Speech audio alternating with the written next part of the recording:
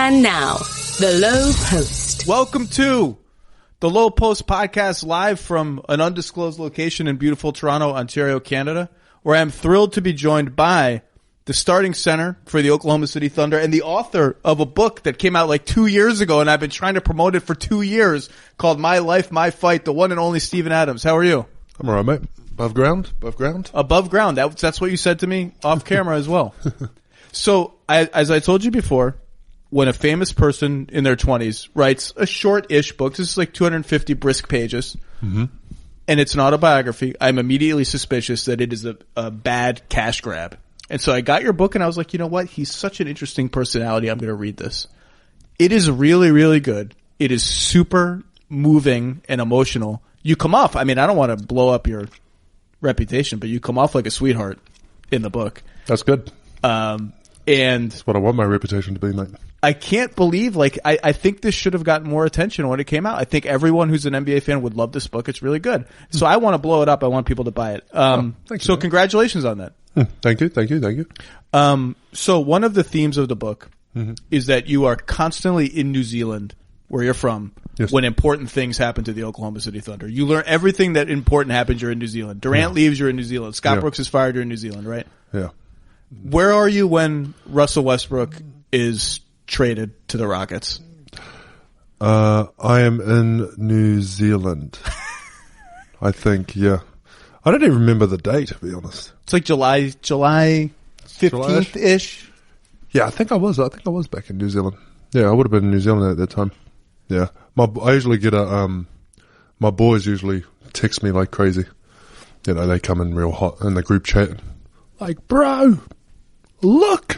And so then I'll look and then, yeah, like, well, interesting. What's your reaction? What was your reaction? Because this is now you're a veteran of this process by now of people leaving or coming and it being big news. Yeah. Paul George came, Melo came, but Russ is the guy. Russ is the franchise. When you learn that, what do you do? You call someone? What do you do?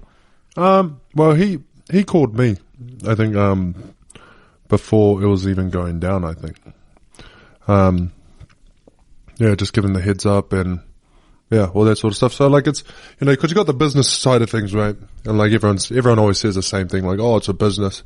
I'm not sure how many players actually buy into that concept, you know what I mean? But it is still there. Like, your friendship goes beyond the business side of things, right?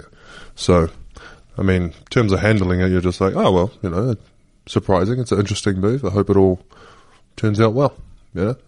That's it? You just move on.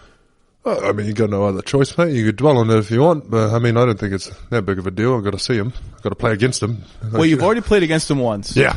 And one of the little touching scenes in the book is when Enes Kanter got traded to the Knicks.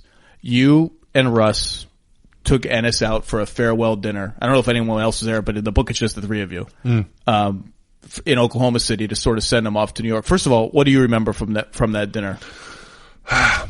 I don't remember the dinner, mate. You don't? It's in your book. No, I do. It's just because it's in us. Okay. We're just trash talking Ennis. Who you do say in the book, speaking of Ennis, you love his predilection for stirring up, so to speak. You do say, and he's done so with LeBron James, as you write in the book, you do say that if they fought, you would like to see them fight, but if they fought, LeBron would win because, quote unquote, Ennis can't fight for Yeah. You're standing by that. 100%. So it's all just bluster with him? I'm not. Here's the thing. I'm not sure. I've seen his movements and his kind of body language when I was, you know, I'll give him a couple jabs in the stomach and then he'll get into fighting stance. It didn't look threatening. I wasn't worried. I wasn't concerned that he was going to throw anything at me, like lethal. So based off of that, yeah, I'd say no, he can't fight. Can you fight? No, I can't. Okay. No, I can't. Not at all. I'm not going to claim that one bit. Because you accidentally instigate a lot. Yeah, that's just people seem to hit you. Yeah, people get upset with me. Yeah, I don't know why. Especially when I first got into the league. That was unfortunate. Yeah. It's a long list of people. Vince Carter, Larry Sanders, Zach Randolph. Yeah, that was a good one though. Zach Randolph, that one helped us out. That one helped us out a lot. Because that was Game 6 in the playoffs. I remember 2013. And then he didn't get to play in the Game 7. You're smiling right now. I wish people could see the yes. smirk on your face. Well, yeah, because it was just one of those weird things. And it is weird just getting hit in the game when you're like focusing on one thing and then you kind of get blasted and then you're kind of looking somewhere else because someone else cracked you and you're like, oh, what the hell? What's going on, mate? But yeah, mate. Did you ever talk to Zach about it? No, it's kind of one of those things where I didn't say like, oh, hey, do you remember the time when you punched me in the face? Yeah, that was good, right? Like, it wasn't anything like that. It was more just like, he just gave me like a dap. It was like a lot more. He gave you a dap? Yeah, like, not during it. It was like the After. next season. Yeah. He came and he was just like, gave me a nod, gave me a dap, and I was like, all right, cool. I don't know. I think that's like a, we're cool, like we're past it. Yeah, we're past it. You're straight. So you were unfamously unfazed when that happened. You just sort of acted like, what someone hit me? Like, so, but the story I heard was either the next day or 2 days later, whenever you're eating breakfast at the Thunder facility and you're like, I can't, I'm having trouble chewing my pancakes. Like, my pancakes are giving me problems. Something might actually be wrong with my mouth. Is that accurate? The pancakes were the giveaway? It was just weird, just chewing. It was just chewing sensation was just weird. You know what I mean? Okay. That's what was just like something was off. Yeah, something was off. Okay. So I brought up the Ennis dinner, which you can't remember or won't share anything from, even though you wrote about it in your book. Have you had a chance to when you played Houston, you were on a back-to-back traveling. So no chance for a dinner then. Have you had a chance to sit down and do that kind of thing with Russ of like, hey, let's have a proper sort of like get together? No, not at all. Just the timing of it. Is a big thing, but like, I mean, you know, he still came around in the locker room and stuff like that. So, you know, it looks good in that sense, but like in terms of like our own private, because the media was there as well. Yeah, you can't do anything in front of the media. Exactly. So like, yeah, so it's like in terms of like a private dance thing, like, yeah, probably time will probably show itself, mate, but not too worried about it, mate. You'll do it at some point. Yeah, it's alright. Did you foul him in the first game? Have you gotten a chance to foul him? I'm not sure. I remember going up for a rebound. There was a couple weird moments where I was like kind of boxing out and I seen him and then like just like natural triggers was just like, I like box out. But then I was like, oh no, like I got to get it off him. It was kind of like one of those weird, yeah, it was just like one of those weird things like, oh, you can't get it. Like shit. Then I have to go contest it. But like, yeah, there was a couple of weird moments like that. But yeah. If he's coming at you, will you foul him? Will you foul him extra hard because he's your teammate or ex-teammate? Or not extra hard. Will you go easy? No, not at all. Okay. Can't do that. That's disrespectful for one, you know, from all the years of, his teachings to just go easy on him just because he's a teammate. That's not good. But yeah, I will say I will foul him before he hits the launch pads. That's, before he gets going in the air. And yeah, 100%. I don't want to risk it.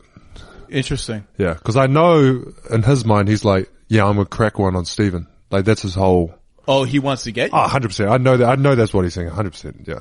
Ah. He always does those sorts of things. Like, yeah, I'm gonna crack one on. So when you said you don't want to risk it, the first thing I thought of was there is a chapter in this book called. I want to make sure I get this right. You're going to read the whole... Oh, which one is it?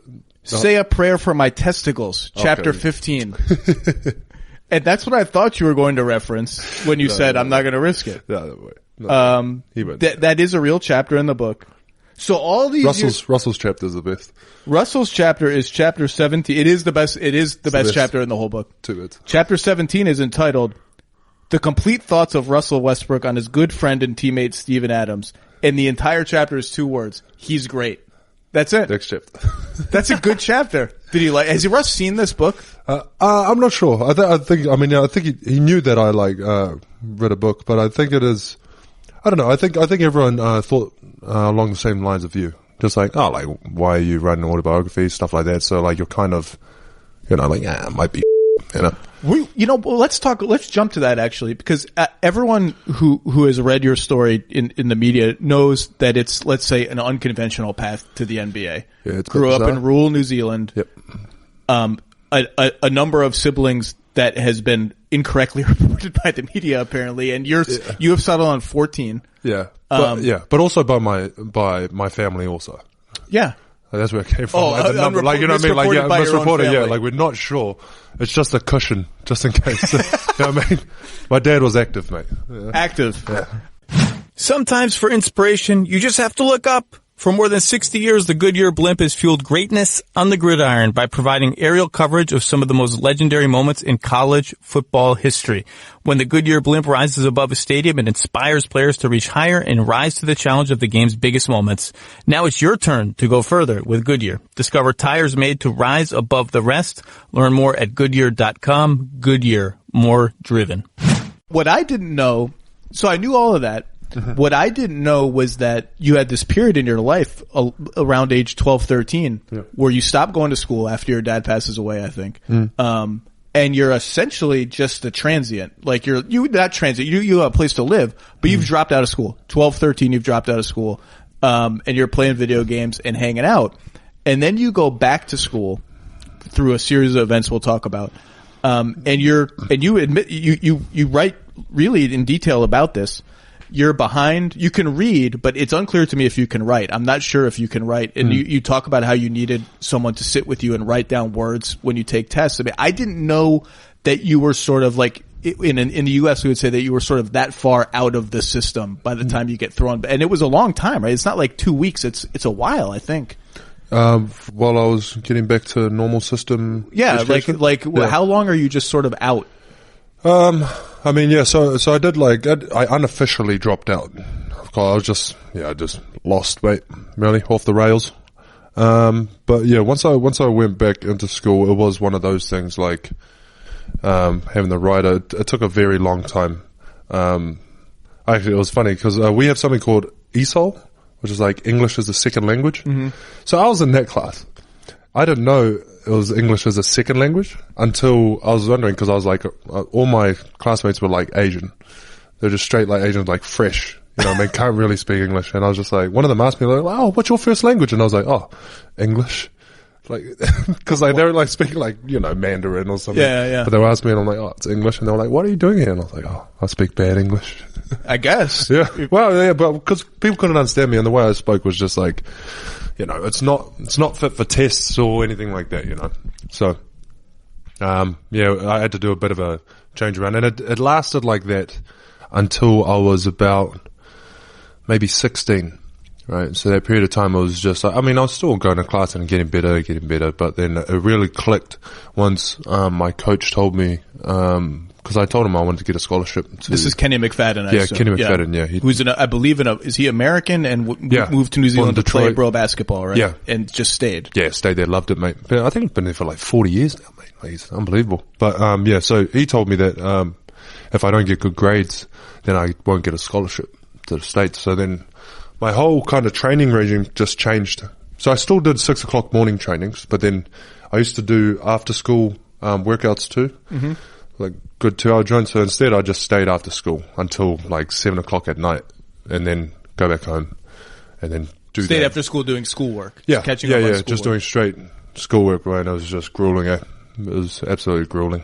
But, and you don't, it's not, I mean, in the book, it doesn't come across as if you felt embarrassed or ashamed to be behind your peers in reading and writing. You're just like, this is kind of what my life is. I'm going to work at it and I'm going to get it, right? Like, yeah, I mean, it's self-inflicted. You know what I mean? Like, it was no point feeling sorry for yourself. I knew there was nothing wrong with me. It's just lazy. Went off the rails.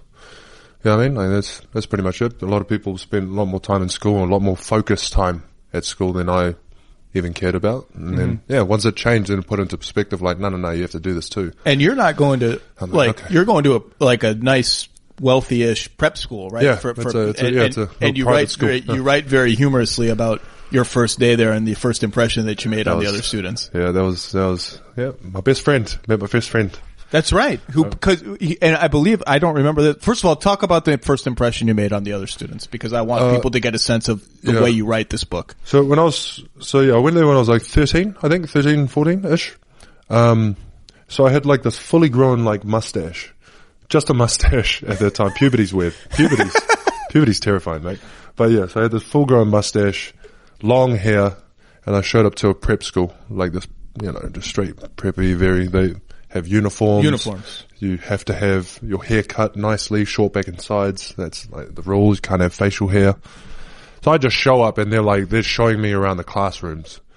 And, they showed me I'm like 6'6" or like something stupid. And all these kids are just absolutely terrified. Cause they're like, who the hell is this guy? And then they were like, oh, this is your new classmate. And they were like, what? Just shocked. It was more shocking for me because I didn't want to be there. I was completely out of what I was comfortable with. I just hated every single thing about everyone, the school, how proper it was. And it just terrified me, honestly. It was different for you because you grew up working a lot on farms, and you would talk about how you'd be barefoot everywhere, and you had your shoes were falling. Whatever shoes you had were falling apart, and so when it rained, you would put plastic bags on your feet instead of over socks. I can't remember which it was, but that's a go-to. The bread bags. The bread bags. They were bread. Those were the best ones. Those were the go-to. Yeah, those were the go-to. Ah, interesting. Yeah. But I mean, either way, we're kind of living in, just like not as, it's not as rich an area as that school kind of represented. You know what I mean? So that's why I was so uncomfortable. It's just a fair mate of it. It was just like, man, then a lot of kids that were just super brilliant. Like they're very, very smart kids at the school. You know what I mean? Talking about this is like a lawyer school type thing, right? That's what they touted it as. So I also learned, I was actually getting bullied. I didn't realize. Really? Well, that's not in the book, I don't think. But it can't give you everything, mate. Just a little tester, no, but but it was like, I actually had to get used to the type of bullying I was receiving. I'm used to like the physical, just like get beaten up, and then, but it was just like these like mental jabs. Really? Yeah, that I like slowly picked up on. I just didn't pick up on them. They were just going over my head just constantly. And these guys were just making digs and I didn't even know. And then I finally clicked after a while. I was like, okay, these guys are making digs. You know what I mean? Did you say stop doing that? Or I'm gonna... No, I kind of left it. I was like, nah, oh well, that's just it. And then that was their little gimmick, their little funny. Cause it depends on how you take it, mate. You just take it with a bit of banter. A bit of banter, Even if they mean, if it's like ill-intended, it's just like, oh well, you're right, mate. Have a laugh. There are two things when you write about your background that I found very interesting and very moving. The first of which is you talk about how when the media first finds out some of these things, that you're whatever, all the stuff we've talked about, you almost felt as if they caricatured you. They made you sort of like a cartoon character. Not they tried to fit you into like, oh, Steven Adams was on the path to being a criminal and poor impoverished Steven Adams basketball saved him. And you write in the book like, actually, I was happy. I loved being on the farm in New Zealand. I loved my family. I was surrounded by people who loved me. Like you felt, it was interesting to hear you say it almost seemed as if you felt the media got a couple of details and then made your story into something that it wasn't from your perspective, right? Yeah. Well, it's just a rags to riches template, right? Like that's, perfect. It's so easy to kind of, it's lazy journalism, to be honest, mate. Like it's pretty easy just to, especially at that age when I first did like an interview, I think it was one of those ones that did do that, exactly what you just said, bro. Just, make it sound like it was so negative. Like I was like, bro, my childhood was sick. Like it was cool. Yeah. Like it was awesome. Like pretty dangerous in some of the stuff. Like we'll be doing wrestling. We used to watch WWE, jump off the roof onto like, say 4 mattresses, like, crazy stuff. But it's like brilliant. It's awesome. You're just like, that's great. That's well, and New Zealand is obviously, I've never been there, but it's one of the most beautiful places in the world. I mean, tourists from all over the world go there just to see the natural beauty of it. I know. Yeah. You only notice once you leave. Yeah. I only noticed once I left. Really? Well, that's normal, right? No, I did. Yeah. It's just one of those things. You're kind of just used to everything and then you kind of leave, see some other place and you're like, oh, well, New Zealand's actually pretty cool. The other thing that spoke to me in the book a lot, based on some of the journalism I did before covering the league, was what has to happen to take a 12 and 13-year-old kid who's out of the system and get them back in and on the right path and like the path to success, and how many people, obviously it took you, and when you talk about your fight, what you talk about is your work ethic and your drive to get better. Without that, none of this happens. But there's a coach who helps you along and motivates you. There are people that you live with. There are people who drive you from place to place. There are people who pay for your tuition and other stuff like that. It really is like, you have all of these people who saw you and took time and money and resources out of their life and like, we got to help this kid because he has something. I was very moved by that and how you write about it. Yeah. I just when I kind of talk about it, I don't like it when, what I want people to kind of take away. It's not like one thing is more important than the other, if that makes sense.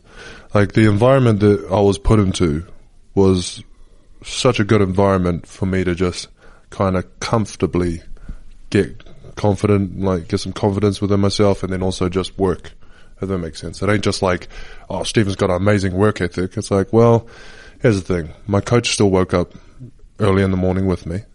The teachers after school, they're still staying there with me, right? Like there's a lot of things that, like, you know, it ain't just me, my work ethic. Like, yeah, I'll ask them, but like that's still, it's like without them, you know, I'm obviously going nowhere. You know, it wasn't me alone on this whole. Well, I found that part of the book almost a tribute to those people more than anything else, and the time they took for you and what they did for you. I thought it was really interesting and stuff I didn't know about. Yeah, just paying kudos, bro. Just making sure that they understand how much I appreciate them. That's all. I assume you see all of them when you go back to New Zealand. Yeah, still, yeah, which is it seems like first thing once the season is over, you're gone. Yeah. Try and go back, mate. Try and go back. And you have a camp there now. I gotta go. I gotta visit it. Yeah, the camp's nice. Camp's nice. Hey, man, it's good. It's good.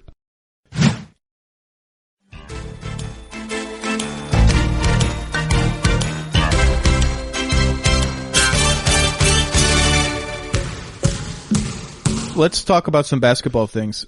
We mentioned the testicles earlier. We have to go back to the testicles. So the book, to me, the book is inconclusive. Okay, the book is inconclusive on this question. Do you believe he did it on purpose? It's a tough one. It is. It's a tough one. It is. It's a tough one to say, nah, he didn't. He didn't. He did not. No. You're saying he did not? No, he did not. He did not, like, I think he wanted to flail. He intentionally wanted to flail. Right. But I didn't think like, oh, let me just pinpoint accurate this shin right into old mate's, you know, crown jewels, you know what I mean? Yeah. I don't think he thought that. Okay. I thought he was like, there's contact, flail, bang. Twice in the same series. In the same series. That's right. Which came back to haunt them later. Do you take any satisfaction that the flagrant points came back to haunt them in the finals when he was suspended? Did any satisfaction? I don't watch it. What happened? He got suspended in the finals. You don't know this? No, I don't. Because of an accumulation of flagrant foul penalties, wow. which your incident, let's call it, contributed to. Wow. As did Draymond also threw Michael Beasley to the ground inexplicably in the first round of the playoffs that year. Like, it was a bunch of incidents. Yeah, that's about the thing, yeah. Oh, wow. I didn't, yeah. Jeez. You write about games, so you don't care. It doesn't make you feel, it doesn't take the pain away, that's for sure. Oh, I didn't at the time, no. I've got to see if I'm still fertile. See what? If I'm still fertile. Oh, well, you have wait time. And see until then. If any damages were done, mate. You played in what is probably, I'll say, one of the 10 most pivotal games in the history of the NBA, which is Game 6 of the conference finals in 2016, aka the Klay Thompson game in Oklahoma City. Yeah, that was. Yeah. You write about it in the book, and you write about how you, quote unquote, you, not personally, the team, unraveled, and you straight up say, quote, we choked. Do you still feel that way? Yeah, like there's a lot of things we could have done better. You know what I mean? Looking back at it, there's just a lot of things, but it's not in the sense like, oh, we could have did something to Klay, right? Because the way he was just shooting it, man, like it was absolutely just ridiculous. Like, I was on my couch laughing. Yeah, like it's honestly is, but like it's more some of the things like that you kind of do outside of Klay. Does that make sense? Turnovers. Like it was such a tough team. Yeah, like it's all that sort of stuff that you kind of, all these little kind of, you know, the plays that people kind of overlook. That's what I mean by like kind of choke. Like, you know, if we kind of lock those up a bit more, would have put us in a better chance. You know what I mean? But that Klay Thompson one, man, like you could honestly just punched him in the nose, mate, and he just would have knocked it down. Like, it was unbelievable. Like, he was just killing it. When you, aside from Klay, this is a hard question, but aside from Klay, when you're like 85 years old and you think about that game or the locker room after that game or whatever it is, what's the thing, the image, this conversation, I don't know what it is that's going to stay with you forever when you think about that game? I think the response afterwards was quite positive, to be honest. It wasn't like oh no, like we lost, like, you know, this is it. Like, it wasn't anything like that. Mm-hmm. it was very just like, all right, hey man, next one. Like, like obviously learn from it and all that sort of stuff. But it was just like, yo, like rally together. Like, we got to go get this next one. Like, that's basically, it wasn't like this down. No. Oh no. Yeah. It was like, all right, let's swing at the knees on this next one. Let's talk about some of the characters that come up in this book, because there are a lot of them. And a lot of them involve people trash talking you. Tim Duncan comes off as the most effective trash talker in the entire NBA in terms of getting under your skin. Can you explain why that is? Yeah. It doesn't help that I'm a fan. Oh, we're going to talk about that. Your adoration of the Spurs is before disclaimer. But his it was just that game, bro. He's just such a nice guy. That's how he just kind of gets in your head. Nice guy. Hey, young fella, how you doing? Oh, wow. How old are you? Welcome to the playoffs. Yeah. Congratulations on making the playoffs. Yeah, like, wow. Just says all these nice things. And you're just like, what a nice guy. And then for some reason you're kind of, I don't know, your just edge kind of just slowly settles. So and he just destroys you. People say that this is what Bill Russell did to Will Chamberlain. For real? That he would say, let's go out to dinner the night before a big Celtics-Sixers game, or that he was friends with him just to wear the edge off, but that it was all calculated. That it was Bill Russell's plan to get under Will Chamberlain's skin. Yeah, that's what I think. Well, we didn't have dinner. That would have been great. Yeah, that would have been great. You also say, speaking of the Spurs, that the 2014 Spurs that went on to win the championship, it seems like it's the most fun you've had watching a team play basketball. Was that team? Especially that year, they were ridiculous. You talk about you guys lost that series in 6 in the conference finals at home, and you're not playing down the stretch of that game. It goes to overtime, I believe. And you talk about, you write in the book, it's a privilege to watch this game and them play and the level of play in that game. But then you also say, and I wonder if this is true or this was just for the book, that when you had your congratulations handshake with Pop, you tried to smell his hair. I did. True? I did. You did? Yeah. Why? It was just what is it about his hair? No, it was just him. Like, it was just him, but then where I was, it was just his hair, so I was like, that'll do. That'll do, mate. Embrace. No, it was worth it though, mate. Absolutely worth. And anyone who kind of follows that sort of, his legacy sort of thing, they would have probably done the same thing. Well, you have a plan to, trick him into going on a wine tasting tour with you, which is this is in the book. Yeah. This is the quote, it involves an inbounds pass from the Spurs bench, a succinct and flawless one-liner from me before I pass the ball, and then playing it cool, leaving it to Pop to make the next move. This is the sort of stuff I start thinking about when I have too much time on my hands. Yeah. Have you, he's still coaching. Have you tried? Nah, I haven't. It was only like after games, like when he comes over. Sometimes he just goes and shakes the coach's hand, and then I'm like standing there, and then he goes away, and then I'm like, oh, okay. But then I'll try. It's usually in then. But I did have that plan. I was like, because I want him to come to New Zealand and hang out. He would come to New Zealand. I know he would, Absolutely. but like, I want to host him. Yeah, big difference. So I want to host him in New Zealand, and and all that sort of good stuff. So that's what this whole. It's kind of weird, bro. It's kind of like, you're working on your lines to ask a girl out, sort of thing. It's like that's how you think of Pop. Yeah, I think so. That's how I approached it, which is like, maybe I should say this. This is cool. Yeah, he'll love this. Yeah. The best trash talk story in the book is Jonas Valanciunas. Can you please, again, give people a taste so that they buy the book? Could you please tell the Jonas Valanciunas story? Okay. So, there was a bit of back and forth in the game, and I was getting a bit excited, and I don't usually trash talk. No, but you don't. You don't say anything. I don't say anything usually. Just a bit of banter here and there.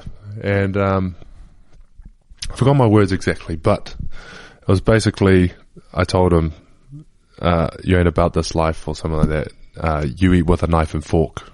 I eat with my bare hands, sort of thing. That's real, and because he was starting to get agitated. Well, yeah, because he was getting a bit like, it was just like, again, it was just one of those like physical games. And then he started like, complaining about some stuff, and then I was kind of just, and then I said that at the free throw line, and then I felt cool in the moment. I felt real cool. I felt great. Yeah, I was like, oh, that was so sick. That just came out of nowhere. You're brilliant. Then afterwards I was like, that's pretty lame. No, I don't think it's lame. I think it's a good line. I was criticizing myself immensely. I was just like, I don't know. Begging out of responding to KG by saying you don't speak English I don't know what I think of that one. No English, KG, no English. He is relentless and probably a little crazy when he's trash talking you. You just got to pick your fights. That's all, mate. You've got to pick your fights. Just know when. I'm just like, no habla. No habla. The other famous story that's been told before is the Kendrick Perkins. There's only one silverback. I'm the only silverback here. Yeah, story, that was great. Which you're a rookie, I believe. Yeah, that was my rookie season. And you're jostling in practice, and I don't know what prompts him to say, I'm the only silverback here. But that story's been told before. Yeah. What hasn't been told until you wrote it in the book is the epilogue of the story, which is Mark Bryant, an assistant coach, coming up to you to try and comfort you and saying, do you want to say it or do you want me to say it? You can say it, mate. Hey, Steven, you know that silverbacks have the smallest dicks, yeah, right? Yeah. I don't know if Perk knows that, but I bet if Perk hears this, he's going to be mad. Yeah, I think Perk was right there. He heard it. I'm pretty sure. Yeah, I'm pretty sure because MB was just like, hey man, like he's just because MB can't whisper. You know what I mean? MB has such Mark a deep Bryant voice. can't whisper. No, because his voice is so deep, you just can't. Like he can't whisper. So like he definitely heard it. I'm pretty sure like he was there. He didn't, Perk just let it go? Well, I think there was just like, they kind of just went off. I started laughing. I was like, yeah, he's right. Like, trying to hype myself up. Like, yeah, but like, no. That is, I did not know the epilogue, but I know that. A few more and then we'll let you go. Has Sam Presti read this book? I think so. Yeah, I think so. Did he get mad at you for revealing any state secrets? No, not that I know of. Because the one I loved was, and I don't remember hearing this story at the time, was Oklahoma City wants to bring you in for a second pre-draft workout. And you're in Phoenix, I believe, working out for the Suns. Yeah. And instead of flying Phoenix, Oklahoma City, they flew you to a secret, undisclosed, non-Oklahoma City location and then had you fly from there to Oklahoma City. So no one would know that you were working out again for the Thunder. That is wild. Yeah, but that's just business. I mean, it's not, I don't think it's secret around the league. Everyone does it, mate. You know what I mean? It's not just Where was it? Where'd they fly you? That you're not going to say. You're crossing yourself.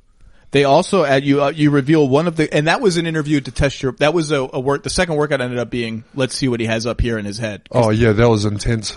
That was an intense one. So the only thing you reveal from that is they asked you some of those brain teaser questions, one of which was how many golf balls can fit in a bus?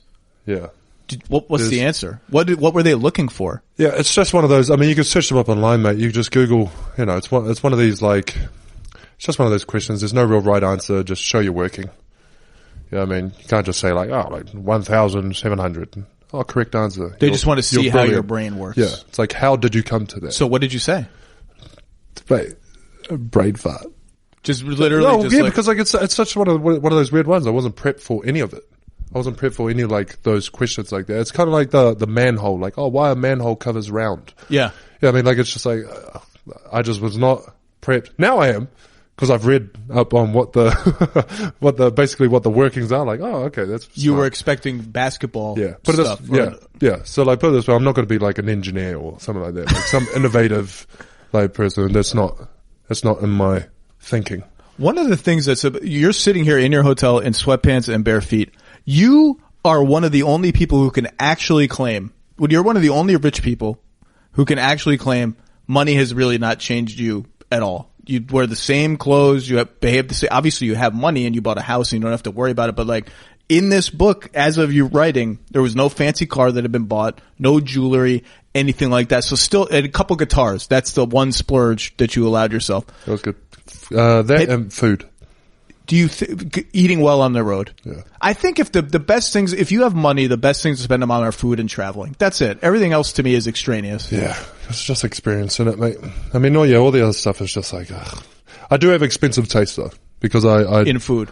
Yeah, in food, but then also like, what I buy, I think I get the same sort of like impulse as what, say, other people when they buy a car. They're just like, they're real happy feeling. So like, I like, investing in like, say, commercial properties and stuff like that. So that's my. Interesting. Yeah, that's my. Well, you can't just have the money sitting in a bank. It's got to be doing something. No, so that's my go-to. So I got one now. I have a commercial property now in New Zealand. In New Zealand. It's really cool. It's really cool. Do people from New Zealand hate the Lord of the Rings movies?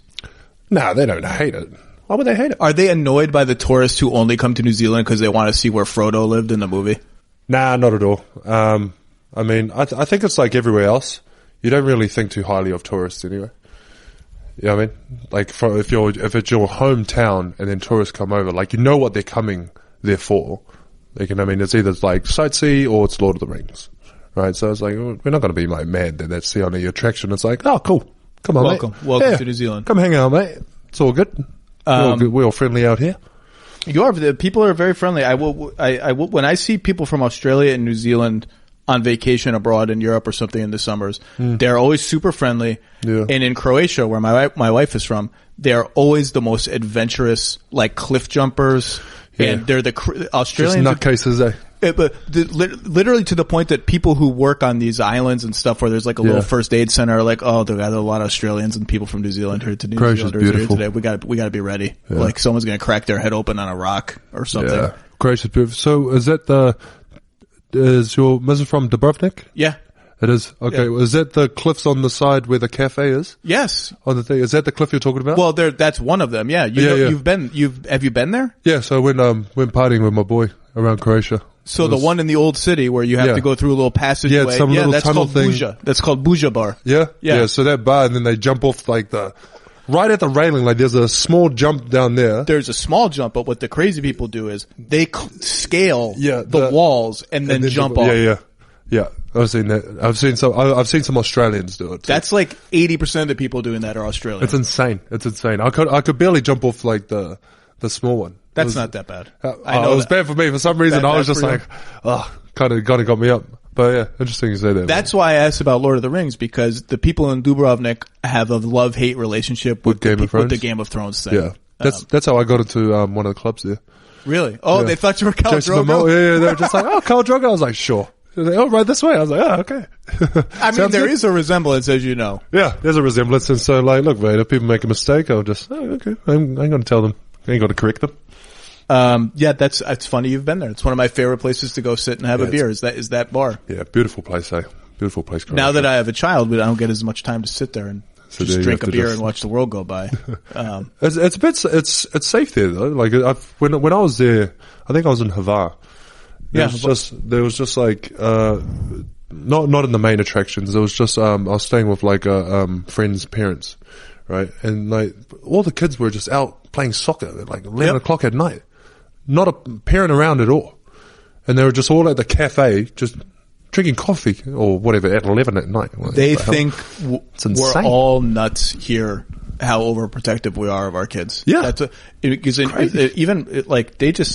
watch these Croatian kids who grow up on the coast. If you're a Croatian kid who grows up on the coast, they are like scaling walls and climbing trees and like tiptoeing out on a branch to get a better angle to jump in the water. And I'm looking at these kids, I'm like, they could all die. Yeah. Isn't anyone worried about these kids? Parents and the parents are just like, just getting drunk. That's what we all did. Mate. Yeah, they'll learn.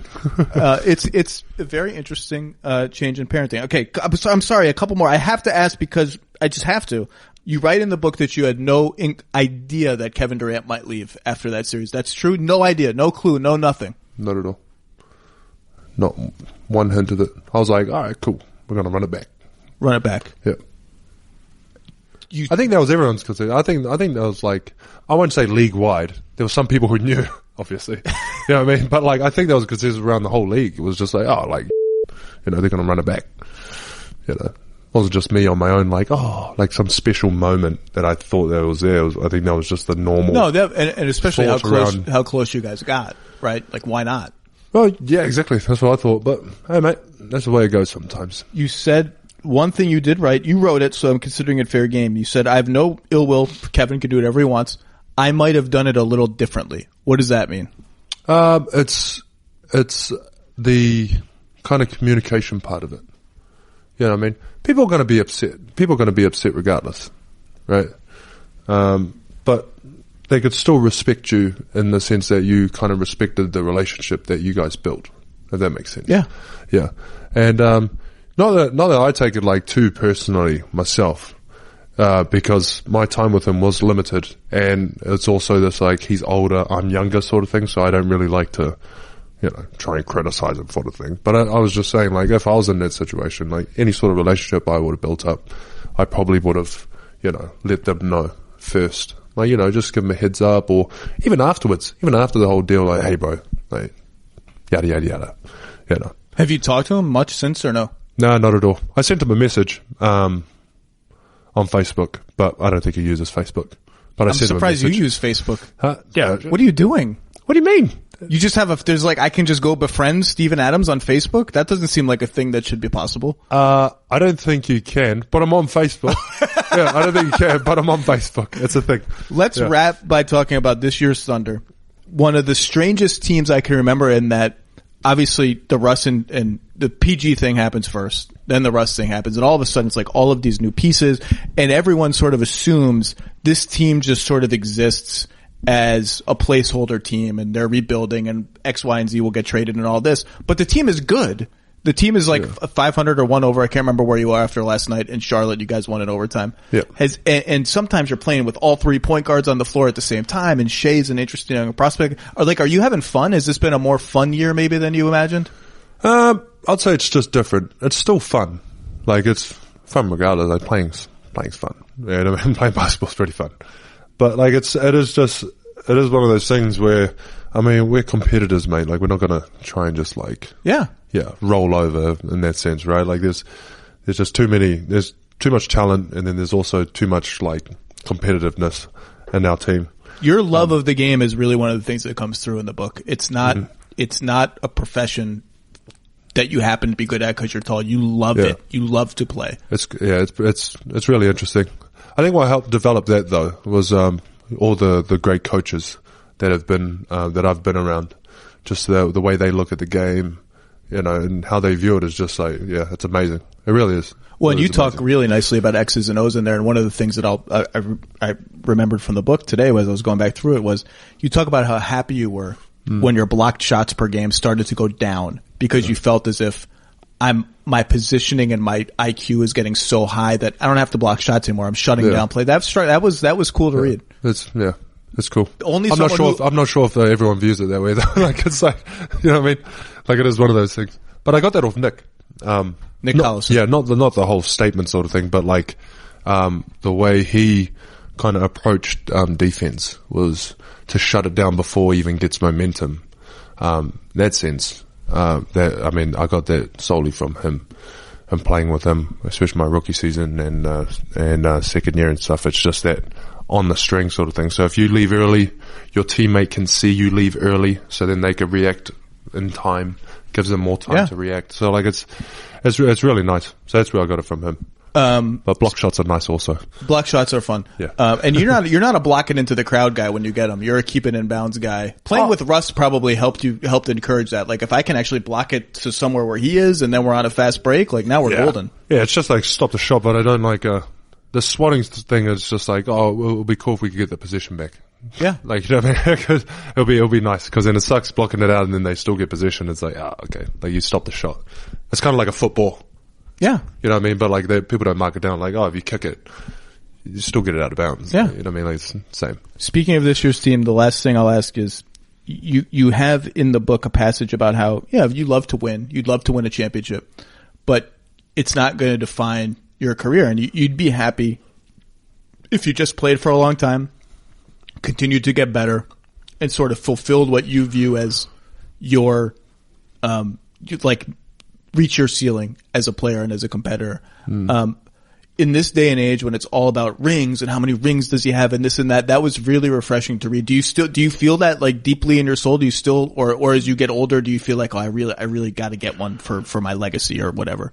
No, because it depends on what you want to kind of tell for your legacy, if that makes sense. So you have society's image, which is the ring thing, right? Like, it's that sort of thing. And honestly, like, that is good. And I'm like, obviously I want to try and get there. Winning is good. But then also, if you kind of take that away and look at it, like, look at yourself internally, kind of just see exactly if you're growing in the right way, right? Does that make sense? So like, that's the kind of thing I kind of go for.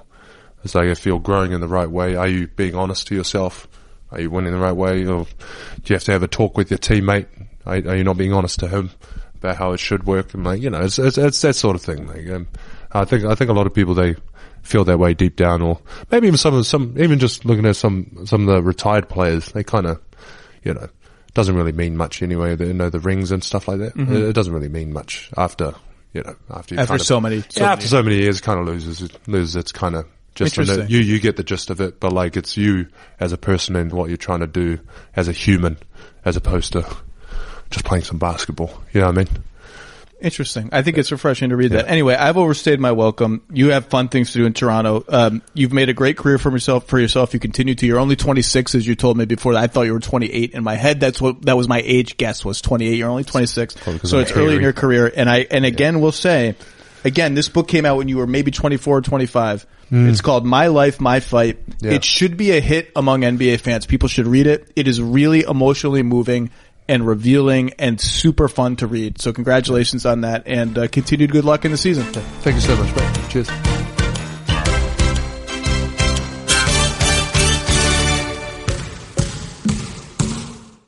The Lowe Post is presented by Goodyear.